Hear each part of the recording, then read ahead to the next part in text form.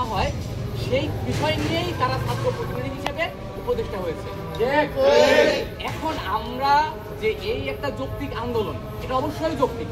আমাদের বাংলাদেশ 2.0 যেটাকে আমরা বলি, যেখানে কোনো বৈষম্য থাকবে না, কিন্তু এইটা সব থেকে বড় বৈষম্য, যেখানে অন্যরা পাবে 6 মাস, আমরা পাবো 40 দিন, সেটা তো বৈষম্য।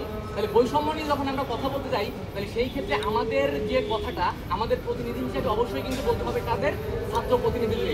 এবং আমরা সরকার পর্যন্ত পৌঁছানোর জন্য এখনো 2 জন প্রতিনিধিকে আমরা সরকারে রাখছি। সরকারে আছে আমাদের 2 জন প্রতিনিধি, কিন্তু এখন পর্যন্ত আমরা যে লাগাতার আন্দোলন করছি, অলরেডি আমাদের উপর 2 থেকে 3 দিনের 2 দিন বলবো, 2 দিন আমাদের যে আক্রমণ হয়েছে, তাদের পক্ষ থেকে আমাদের সাথে কোনো কথা বা যোগাযোগ করার বা আমাদের বিষয়টা সরকার পর্যন্ত পৌঁছানোর কোনো প্রচেষ্টা বা কোনো চেষ্টাই আমরা দেখি নাই।